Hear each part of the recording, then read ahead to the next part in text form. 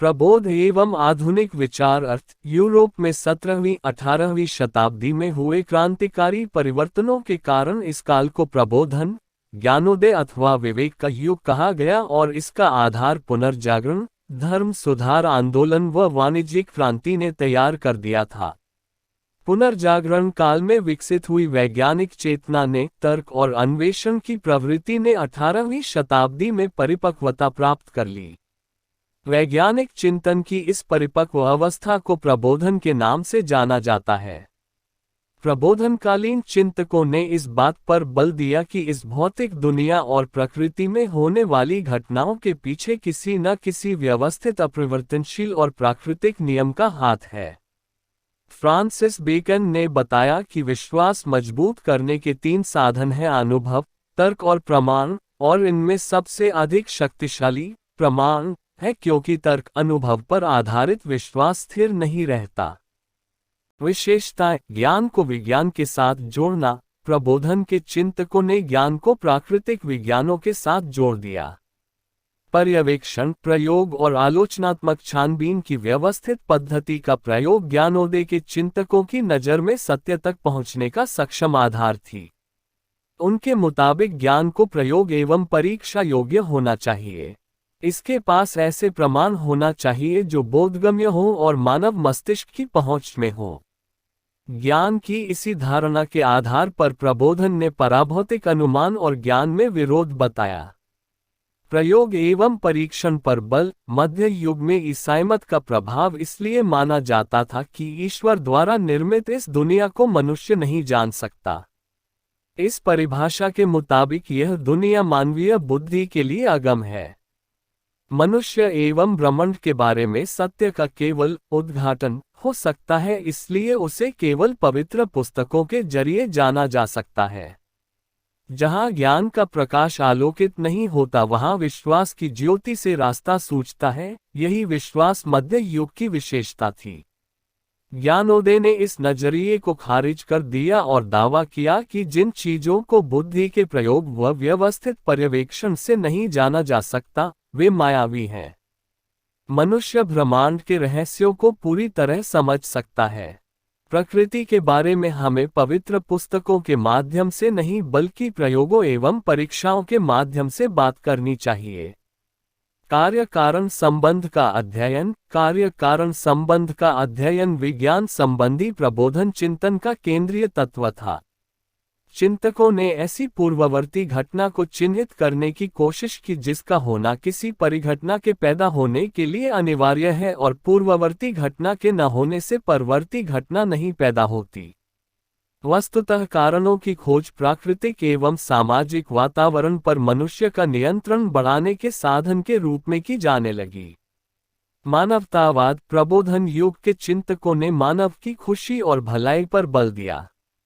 उसके अनुसार मनुष्य स्वभाव से ही विवेकशील और अच्छा है, किंतु स्वार्थी धर्माधिकारियों और उनके बनाए गए नियमों ने को भ्रष्ट कर दिया।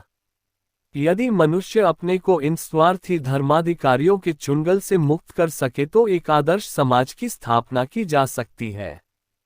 प्रबोधन के चिंतकों का मानना था कि दुनिया मशीन की तरह है जिनका नियंत्रण व संचालन कुछ खास नियमों के तहत होता है। फलस्वरूप उन्हें आशा बनी कि इस अंतर्निहित नियमों को खोज वे ब्रह्मांड के रहस्य को समझ लेंगे और फिर उस पर काबू पा लेंगे।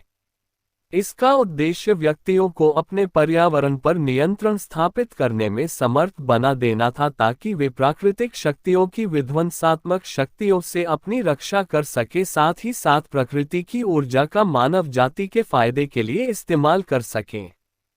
न्यूटन ने प्रकाश के मौलिक रहस्यों का पता लगाया और प्रकाश विज्ञान की स्थापना की। बेंजामिन फ्रैंकलिन सहित कई लोगों ने विद्युत की खोज में अपना योगदान दिया। देववाद। प्रबोधन युगीन चिंतकों ने कहा कि कोई परम सत्ता है और इस दुनिया के समस्त प्राणी उसी के बनाए हुए हैं और इन सब के साथ क्रूरता का नहीं बल्कि दयालुता का आचरण करना चाहिए। इसके अनुसार ईश्वर की तुलना उस घड़ी साज से की गई जो घड़ी के निर्माण के बाद यह निर्देश नहीं देता कि उसमें समय का निर्देशन कैसे हो। इस देववाद प्राकृतिक धर्म में रीति रिवाज, अनुष्ठानों तथा अप्राकृतिक तत्वों का बहिष्कार कर दिया गया और सभी मनुष्यों की समानता और सहिष्णुता को नए आधार के रूप में ग्रहण किया गया। इस तरह प्राकृतिक धर्म मनुष्यता का धर्म था और यह धर्म लोगों में दूसरों की खिल्ली उड़ाने और नफरत पैदा करने का स्रोत नहीं बनेगा। ज्ञानोदय प्रबोधन के चिंतकों का ऐसा मानना है। समानता एवं स्वतंत्रता पर बल। ज्ञानोदय के चिंतक स्वतंत्रता व स्वच्छंदता के हिमायती थे। दिदरो ने व्यक्ति की स्वतंत्रता के पक्ष में तर्क देते हुए कहा, प्रकृति ने किसी को भी दूसरों को आदेश देने का अधिकार नहीं दिया है। स्वतंत्रता दैवी दान है। प्रबोधन के चिंतकों ने कहा कि सब मनुष्य एक समान उत्पन्न होते हैं। उनमें जो विषमता पाई जाती है इसका कारण केवल यह है कि सबको शिक्षा एवं उन्नति का अवसर समान नहीं मिलता। प्रकृति पर बल। प्रबोधन ने प्रकृति के महत्व को प्रतिपादित किया। चिंतकों के अनुसार प्रकृति अपने सरल रूप में सौंदर्य से परिपूर्ण है। प्रकृति की ओर लौट चलना एक प्रकार से स्वतंत्रता की ओर लौटने के बराबर है। प्रबोधन युग के प्रमुख विचारक प्रबोधन युग के महत्वपूर्ण चिंतक हैं Locke, Montesquieu, Voltaire, Kant, Rousseau. John Locke 17वीं शताब्दी का प्रसिद्ध अंग्रेज विचारक था। उसे उदारवाद का जनक माना जाता है। लॉक ने जीवन, स्वतंत्रता और संपत्ति के अधिकार को मानव का प्राकृतिक अधिकार माना। उसने तर्क दिया कि मनुष्य इन्हीं अधिकारों की रक्षा के लिए नागरिक समाज या राज्य का निर्माण करता है।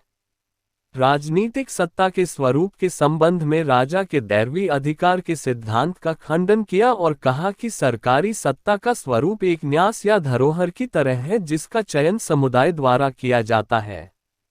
अतः सरकार स्वयं समुदाय के प्रति निष्ठा से बंधी होती है। सरकार का स्वरूप चाहे जनतांत्रिक हो या राजतंत्रीय, उसके अधिकार सीमित होते हैं। कोई भी सरकार व्यक्ति के प्राकृतिक अधिकारों, जीवन, स्वतंत्रता और संपत्ति का उल्लंघन नहीं कर सकती। ऐसा करने पर जनता द्वारा उसे हटाया जा सकता। इस प्रकार लॉक ने राज्य के संबंध में सीमित संप्रभुता का सिद्धांत प्रतिपादित किया। लॉक के विचारों का प्रभाव अमेरिकी संविधान की प्रस्तावना में स्पष्ट रूप से देखा जा सकता है। फ्रांसीसी क्रांति में मानव और नागरिक अधिकारों की घोषणा में भी लॉक के विचार देखे जा सकते हैं। लॉक के विचारों ने सामंती शासन प्रणाली पर चोट कर जनतांत्रिक सरकार की स्थापना का मार्ग प्रशस्त किया। चार्ली लुई द मॉन्टेस्क्यू 18वीं सदी का प्रसिद्ध फ्रांसीसी विचारक था जिसने सामाजिक एवं राजनैतिक क्षेत्र में मौलिक योगदान दिया। मॉन्टेस्क्यू ने अपनी पुस्तक स्पिरिट ऑफ लॉ में राज्य के शासन प्रणाली के 3 रूप बताए, गणतंत्र, राजतंत्र और निरंकुश तंत्र, और इनका निर्धारण भौगोलिक क्षेत्रफल एवं परिस्थितियों के आधार पर होता है। इनमें पहली 2 उत्कृष्ट शासन प्रणालियां हैं जबकि अंतिम निकृष्ट। उसने लॉक के सीमित प्रभुता के सिद्धांत का समर्थन किया। मॉन्टेस्क्यू ने मानव स्वतंत्रता के लिए शक्ति के पृथक्करण सिद्धांत को प्रतिपादित किया। उसके अनुसार शासन के तीनों अंग, कार्यपालिका, विधायिका और न्यायपालिका, इन तीनों को एक दूसरे से अलग और समान रूप से शक्तिशाली होना चाहिए। मॉन्टेस्क्यू ने व्यक्ति स्वातंत्र्य की सुरक्षा हेतु कानून को एक प्रमुख हथियार के रूप में देखा। मॉन्टेस्क्यू के सिद्धांत का अमेरिकी संविधान पर व्यापक प्रभाव देखा जा सकता है। अमेरिकी संविधान ने शक्तियों के पृथक्करण सिद्धांत को लिखित रूप में अपनाया। इसी प्रकार फ्रांसीसी जनमानस भी नागरिक स्वतंत्रता के नारे से प्रभावित हुआ। वाल्टेयर 18वीं शताब्दी के फ्रांसीसी लेखकों में वाल्टेयर का नाम उल्लेखनीय है। वह बौद्धिक स्वतंत्रता का पक्षधर था। वह महान लेखक, कवि, दार्शनिक, पत्रकार, नाटककार, आलोचक एवं व्यंग्यकार था। उसने अनेक उपन्यासों, पुस्तकों, निबंधों, कविताओं में राज्य और चर्च में चल रहे भ्रष्टाचार, अभिजात्य वर्ग के विशेषाधिकारों, सेंसरशिप, गुलामी और युद्ध की निंदा की। अपने लेखन में उसने सबसे तीक्ष्ण प्रहार चर्च के भ्रष्टाचार पर किया। उसने धार्मिक असहिष्णुता पर चोट की। वॉल्टेयर मनुष्य की वैयक्तिक स्वतंत्रता एवं प्राकृतिक अधिकारों का प्रबल पोषक था। वह संवैधानिक राजतंत्र का पोषक था। उसकी मान्यता थी दंड अपराध के अनुपात में दिया जाना चाहिए। वॉल्टेयर न्यूटन को सीजर एवं सिकंदर से महान मानता था। उसके अनुसार हमारे सम्मान का पात्र वह है जो हमारे मस्तिष्क पर सच्चाई के साथ प्रभाव डालता है, वह नहीं जो हिंसा के माध्यम से प्रमुखता स्थापित करता है। वॉल्टेयर के लेखन ने फ्रांस को पूरी तरह झकझोर डाला और फ्रांसीसी क्रांति में उसके विचारों की गूंज सुनी जा सकती है। उसकी पुस्तक लुई 14वें का युग बदनाम चीजों को नष्ट कर दो आदि महत्वपूर्ण है। इमैनुएल कांट, प्रसिद्ध जर्मन दार्शनिक इमैनुएल कांट ने अपनी कृतियों के माध्यम से दर्शनशास्त्र को समृद्ध किया। इनमें उसकी राजनीतिक चिंतन की झलक भी मिलती है। उसकी प्रमुख कृतियां हैं शुद्ध तर्क मीमांसा, क्रिटिक ऑफ प्योर रीजन, नैतिक तत्व मीमांसा की आधारभूमि, groundwork of metaphysic of morals, न्याय के तात्विक मूल तत्व, metaphysical elements of justice. Kant की अवधारणा को निम्न बिंदुओं के तहत समझा जा सकता है। नैतिक संकल्प और स्वतंत्रता संबंधी अवधारणा। कांट के अनुसार यदि मनुष्य को नैतिक संकल्प के अनुसार जीने की स्वतंत्रता दे दी जाए तो वह स्वतंत्र हो जाएगा। मनुष्य के नैतिक संकल्प सभी क्षेत्रों में लागू होते हैं, इसलिए नैतिकता की प्रकृति सार्वभौमिक है। मनुष्य की नैतिक प्रकृति का दर्शन कांट ने रूसो से प्राप्त किया था।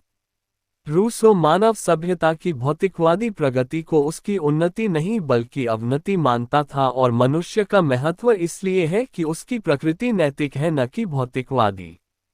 कांट के अनुसार अच्छे संकल्प परिणाम की इच्छा किए बिना किए जाने चाहिए। ये संकल्प सबके हित में बिना किसी भेदभाव के सार्वभौमिक होते हैं। उदाहरण के लिए चोरी मत करो या झूठ मत बोलो का संकल्प लिया जाए और सारी दुनिया इसके अनुसार आचरण करे तो सबके लिए शुभ होगा। इस प्रकार कांट ने अच्छे आचरण पर बल दिया। राज्य के अस्तित्व की स्वीकृति। कांट राज्य के अस्तित्व को स्वीकार करता है किंतु व्यक्ति स्वतंत्रता पर राज्य के नियंत्रण की बात नहीं करता। उसके अनुसार राज्य को ऐसा कोई कार्य नहीं करना चाहिए जो व्यक्ति द्वारा अपनी स्वतंत्रता की अनुभूति में बाधक हो। राज्य का कार्य मनुष्य की अन्य नागरिकों के कार्यों के कुप्रभावों से रक्षा करना है। भौतिकवाद का विरोध। कांट ने भौतिकवाद का विरोध किया और कहा कि मनुष्य की नैतिक प्रगति उसकी भौतिक प्रगति की अपेक्षा कहीं अधिक महत्वपूर्ण है।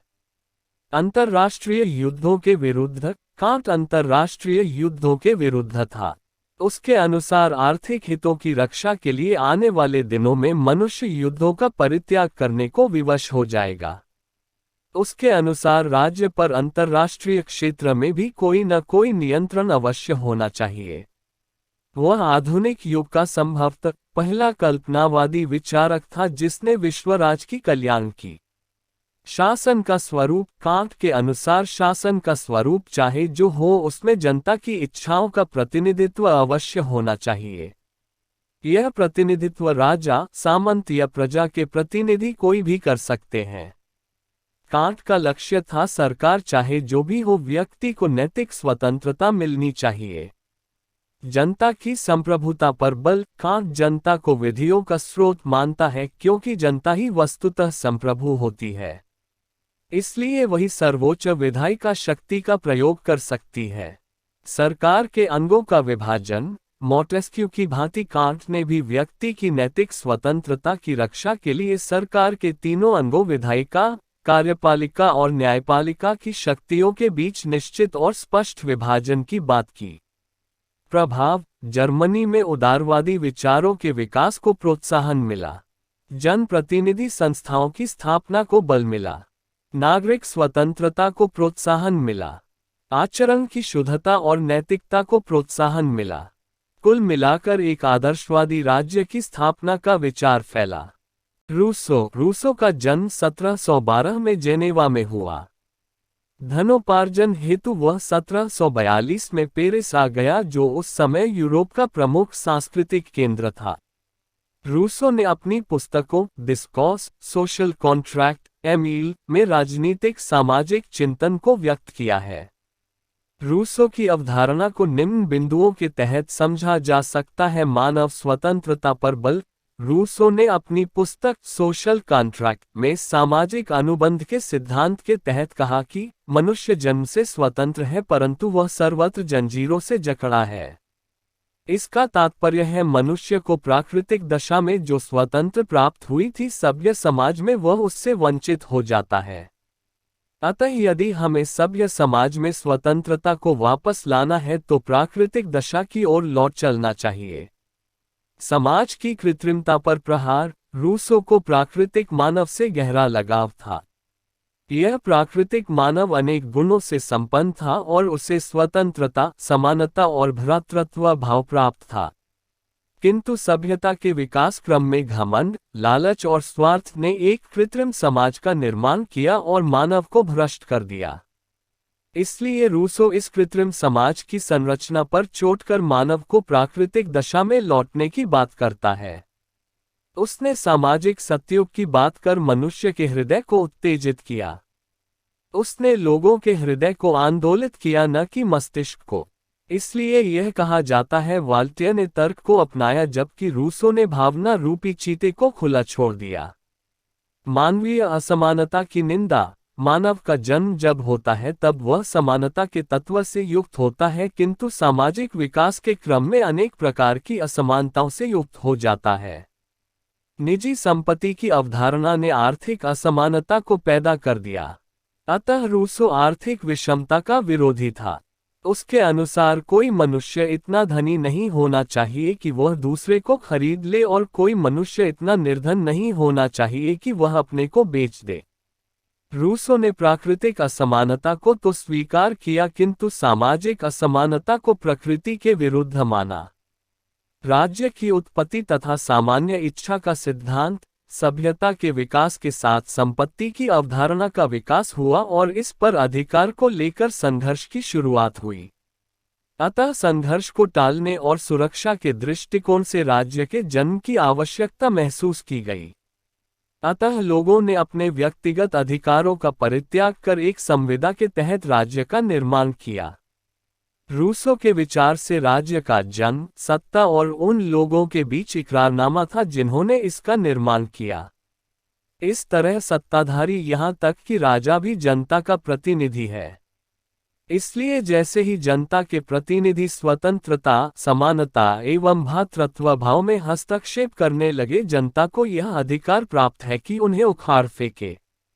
इस तरह रूसो ने निरंकुश राजतंत्र पर प्रहार, राजा के दैवीय अधिकारों का खंडन कर सामाजिक समझौते की स्थापना की। रूसो के अनुसार जब व्यक्ति अपने अधिकारों का समर्पण राज्य के संदर्भ में करता है तो यह समर्पण स्वयं अपने प्रति होता है, किसी बाह्य सत्ताधारी के प्रति नहीं। वस्तुतः मनुष्य अपने अधिकार, सामान्य इच्छा के प्रति समर्पित कर देता है। वे अपने शरीर और समस्त शक्ति को सामान्य इच्छा के सर्वोच्च निर्देशन में छोड़ देते हैं। अतः प्रत्येक व्यक्ति सामान्य इच्छा के भागीदार के रूप में उस सामूहिक सत्ता का अविभाज्य अंश बन जाता है। इस प्रकार सामान्य इच्छा के आदेश व्यक्ति पर ऊपर से नहीं लादे जाते।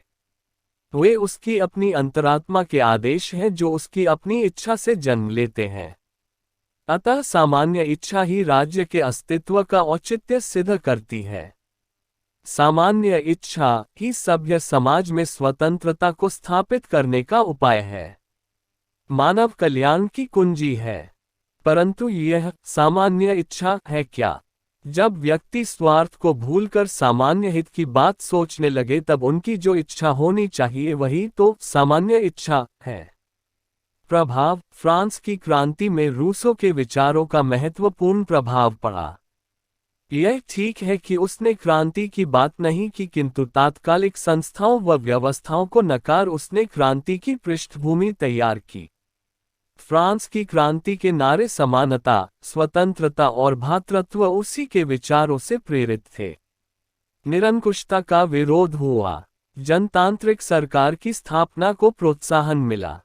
प्रबोधनयुगीन चिंतन एवं पुनर्जागरण में अंतर। पुनर्जागरण कालीन मध्य वर्ग अभी आत्मविश्वास से युक्त नहीं था, अतः वह इस बात पर बल देता था कि अतीत से प्राप्त ज्ञान ही श्रेष्ठ है और बुद्धि की बात करते हुए उदाहरण के रूप में ग्रीक एवं लैटिन साहित्य पर बल देता था, जबकि प्रबोधनकालीन मध्य वर्ग में शक्ति और आत्मविश्वास आ चुका था। इस कारण उसने राजतंत्र की निरंकुशता एवं चच के आंडबर के खिलाफ आवाज उठाए और तर्क के माध्यम से अपनी बात व्यक्त की। पुनर्जागरण का बल ज्ञान के सैद्धांतिक पक्ष पर अधिक था, जबकि प्रबोधन चिंतन का मानना था कि ज्ञान वही है जिसका परीक्षण किया जा सके और जो व्यवहारिक जीवन में उपयोग में लाया जा सके। इस तरह प्रबोधकालीन चिंतन का बल व्यवहारिक ज्ञान पर था। पुनर्जागरणकालीन वैज्ञानिक अन्वेषण निजी प्रयास का प्रतिफल था। दूसरी तरफ प्रबोधनकालीन वैज्ञानिक अन्वेषण तथा वैज्ञानिक क्रांति सामूहिक प्रयास का नतीजा था। प्रबोधन का प्रभाव आधुनिक विश्व के निर्माण का मार्ग प्रशस्त हुआ। वैज्ञानिक एवं तकनीकी प्रगति ने औद्योगिकरण के नए युग का आधार तैयार किया।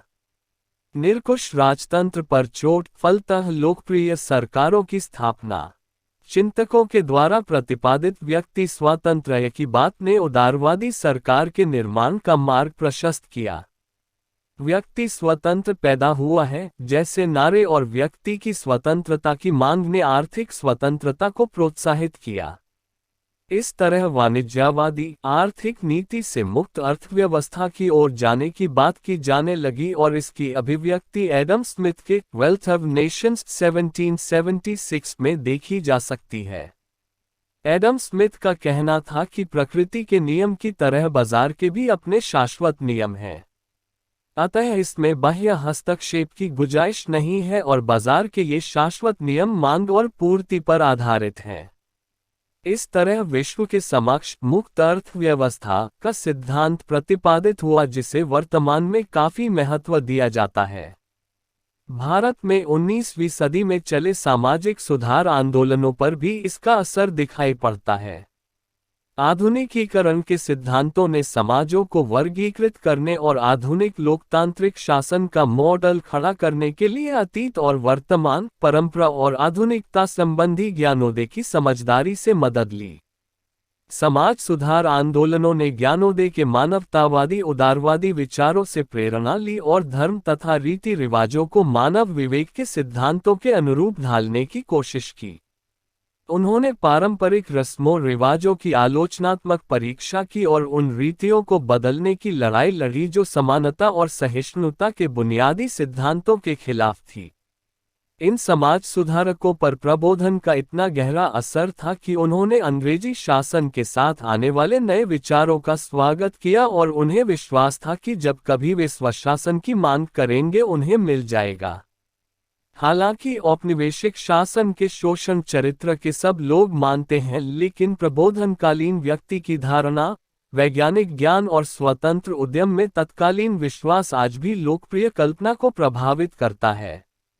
सीमाएं। प्रबोधनकालीन प्रमुख चिंतक मध्यवर्गीय बुद्धिजीवी थे।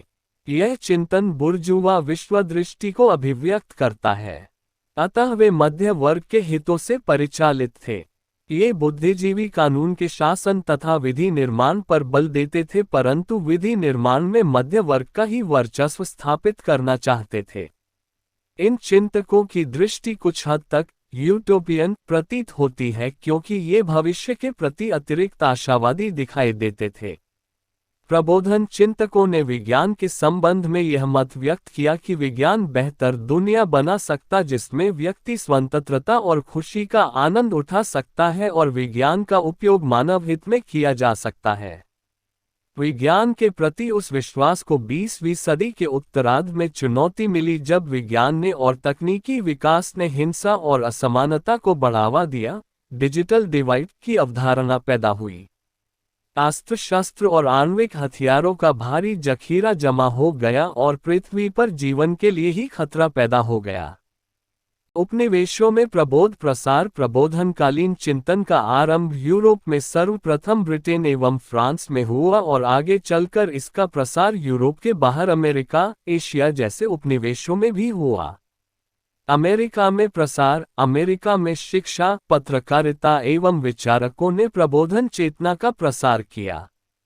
जेम्स लोगान एवं बेंजामिन फ्रैंकलिन जैसे प्रबुद्ध चिंतकों ने ज़ुंटो नामक एक क्लब स्थापित किया और एक सार्वजनिक अकादमी की स्थापना की जो आगे चलकर पेंसिल्वेनिया विश्वविद्यालय के रूप में विकसित हुआ। चंदे के माध्यम से पुस्तकालयों के विकास का सर्वप्रथम विचार इसी ने दिया। धीरे धीरे उत्तरी अमेरिका में बहुत सारे पुस्तकालय बने।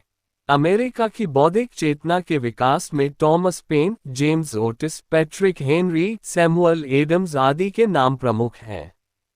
जेम्स ओटिस ने अंग्रेज नीतियों पर प्रहार करते हुए कहा कि इतिहास में शुरू से लेकर आज तक सभी राजा दमनकारी होते आए हैं, परंतु इससे दमन करने का अधिकार तो नहीं बन जाता। इस तरह उसने अत्याचार और दमन पर प्रहार किया। एशिया में प्रसार। एशिया में प्रबोधन का प्रसार यूरोप के पश्चात हुआ और प्रसार में ईसाई मिशनरियों एवं साम्राज्यवादी देशों की नीतियों की भी कुछ भूमिका रही। किंतु यहाँ समझने की बात यह है कि ऐसा नहीं है कि एशिया के देश पहले ज्ञान से शून्य थे। वस्तुतः जब यूरोप अंधकार से आच्छादित था, एशिया तब प्रकाश से आलोकित था, किंतु साम्राज्यवादी प्रसार के कारण एशियाई देशों में प्रतिकूल स्थिति पैदा हुई और वे साम्राज्यवाद का शिकार हो गए। चीन में धीरे धीरे प्रबोधन चेतना का विकास हुआ। युंग विंग पहला चीनी था जो अमेरिका पढ़ने गया। आगे चीनी विद्यार्थी अमेरिका पढ़ने जाने लगे। 20वीं शताब्दी के आरंभ में चीन में प्रबुद्ध चिंतकों ने नारा दिया, स्वतंत्र बनो दब्बू नहीं, प्रगतिशील बनो रूढ़िवादी नहीं, आक्रामक बनो निष्क्रिय नहीं। प्रबोधन के प्रसार के कारण चीन में पहली बार हजारों वर्षों से जड़-जमाए कन्फ्यूशियसवाद को चुनौती दी गई। आगे लुशुन एवं माओ तुंग जैसे विद्वानों ने अपनी लेखनी के माध्यम से विदेशी आक्रमण, आर्थिक विफलता और अव्यवस्था पर चोट की और चीन में जागरण को प्रोत्साहित किया। जापान में 1874 में बुद्धिजीवियों द्वारा सभ्यता और प्रबुद्धता को बढ़ावा देने के लिए मेराकुशा नामक संस्था का गठन किया गया, जिसने नैतिकता एवं आत्मनिर्भरता पर जोर दिया। इस संस्था से जुड़े एक सदस्य फुजिवारा युकिची ने कहा कि लोगों द्वारा अपने भीतर स्वाधीनता का बोध हुए बिना तानाशाही जारी रहेगी। उसने सरकार को एक ऐसा स्थान कहा जहां कई बुद्धिमान लोग एक मूर्ख की तरह काम करने को एकत्र होते थे। बुनमे काइका नामक बुद्धिजीवी ने मुक्त समाज का समर्थन किया जहां प्रतिभा को उचित सम्मान मिले। जापान द्वारा 1905 में अपने विशाल पड़ोसी देश रूस की पराजय और महायुद्ध के पश्चात राष्ट्रीयता की भावनाओं की प्रचंडता से उत्पन्न आशावाद ने जापान के बौद्धिक वर्ग को प्रभावित किया। मेiji शासन 1868 काल में कहा गया कि पूरी व्यवस्था प्रकृति के नियमों पर आधारित होगी और ज्ञान की तलाश पूरे विश्व में की जाएगी। स्त्री शिक्षा के प्रसार पर बल दिया गया। इस तरह जापानी समाज में स्त्रियां कामकाजी बनने लगीं और आर्थिक दृष्टि से स्वावलंबी बनने लगीं। भारत में प्रबोधन का विकास औपनिवेशिक शासन के दौरान हुआ। आर्थिक लूट एवं राजनीतिक दमन तथा नस्लीय भेदभाव की नीति ने प्रबोधन के विकास को प्रोत्साहित किया।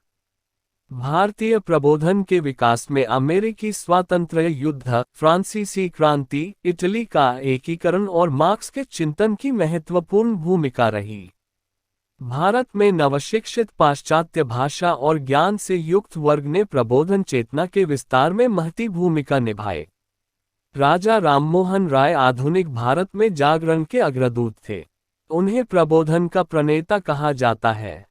उन्होंने मानवीय एकता के तहत एकेश्वरवाद के सिद्धांतों का प्रचार किया और तमाम पत्र पत्रिकाओं का प्रकाशन किया। डेविड हेयर, डेराजियो, ईश्वरचंद विद्यासागर, दयानंद सरस्वती, विवेकानंद आदि ऐसे विचारक और सुधारक उभरे जिन्होंने बुद्धिवाद पर बल दिया तथा मानव की गरिमा तथा सामाजिक समानता को आधार बनाते हुए सामाजिक सुधार एवं आधुनिक शिक्षा पर बल दिया। रविंद्रनाथ टैगोर, शरत चंद्र चटर्जी, प्रेमचंद ने मध्यवर्गीय तथा जनसामान्य की समस्याओं को अपने साहित्य में उठाकर प्रबोधन की उपस्थिति दर्ज कराई।